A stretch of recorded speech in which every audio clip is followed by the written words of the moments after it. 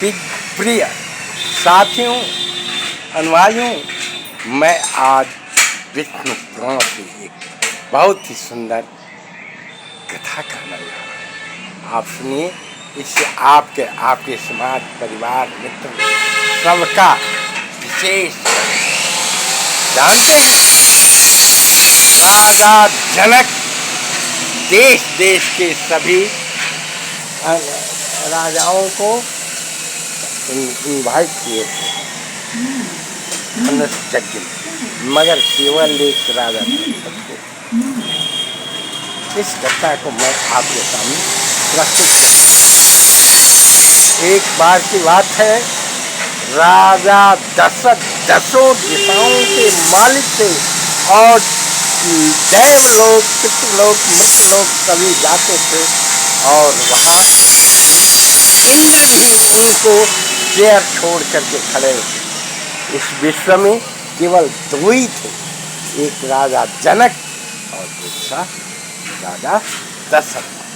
जानते हैं, जब राजा दशरथ उस स्वर्गलोक गए थे तो एक मार उनको दोनों आदमियों से साथ हुआ, जनक जी में और शनिदेव। जानते हैं, राजा दशरथ और जनक जी फूल की बहुत विशेषता था। भगवान में ऐसे फूल लगाते थे जो कि अब कभी मुरझाता ही नहीं था। वो कभी फूल मुरझाता ही नहीं था, बहुत ही स्वस्थ था। एक बार की बात है, जब जनक जी और दशरथ जी जाते थे, इंद्र भी अपना गद्दी छोड़ करके इन लोगों के स्वागत में बैठा था। जब राजा इंद्र की अप्सराएं आती थी और फूल तोड़ करके वही ले जाती थी और वहाँ स्वर्गलोक में चढ़ता था। जब शनि देखता है तो शनि से अवश्य सत्पात हुआ था, जनक जी से शनि हार गया था, तब से क्रोधित होकर जल रहा था। उसने इनके बागवान को देखा और कुपित दृष्टि दिखा दिया, जिससे जनक जी की बागीचा फुलवारी जल करके राख हो गया। अप्सराएं आती थी, ले जाती थी। उसमें पुरुष वर्ग का जाना बंद था, इसलिए कि कहीं दूसरे दृष्टि देख ले तो इंद्र की परियों का अस्तित्व भंग हो जाएगा। अब राजा जनक जी कभी भी खाना पानी छोड़ देते हैं। तो वैसे कहते हैं कि जब कोई संकट आए, अपने गुरु को बुला करके समाधान निकालना चाहिए। गुरु ही एक कोई उपाय निकाल देगा। गुरु जनक जी के गुरु कहते हैं, ठीक है, इसका एक ही उपाय है, कच्चे घड़े में कच्चा पानी सूता से भर करके यदि छिड़क दिया जाए तो पुनः बागीचा हरा भरा हो जाएगा। यह सुन करके अब राजा जनक जी देश देश के सभी राजाओं के पास बुलाए।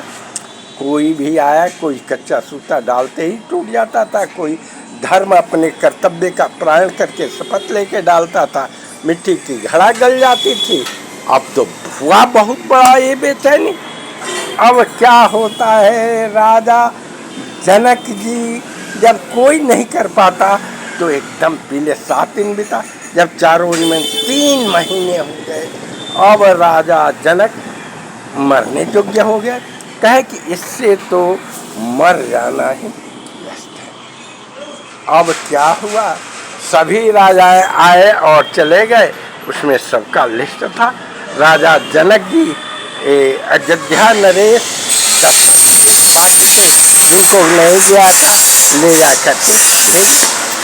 अब जब दशरथ जी ये पढ़ते हैं तो कहते हैं कि बाप, हम जाएंगे तो हमारा भी अस्तित्व समाप्त हो जाएगा। जैसे सभी राजाओं का लिस्ट लगा है वैसे ही मेरा लग जाएगा।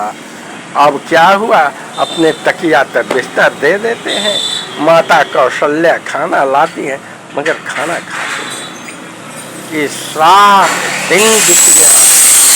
इस पर उनका जो मेस्टर था आया और कहा कि प्रभु मैं इसे मिलना चाहता हूँ।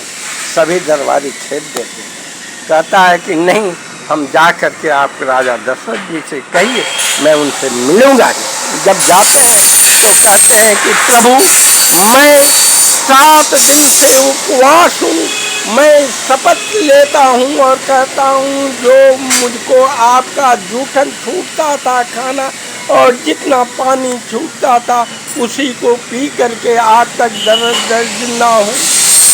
दशरथ जी कहते हैं तो बात कौशल्या को भी नहीं याद कि मैं 7 दिन से उपवास हूँ, तुमको कैसे? तो कहते हैं मैं शपथ लेके नहीं खा के जिनका आज 7 दिन से उपवास हूँ।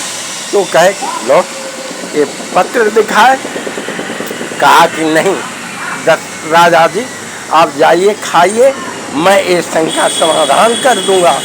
मैं तो राजा दशरथ अब तो जानते ही थे, खाना खाए और वो जूठन कहा कि उतना ही छोड़िएगा, जितना अधिक न छोड़ना पानी उतना ही खाता हूँ मैं। वो राजा का जूठन छोड़े, वो खा कर गया।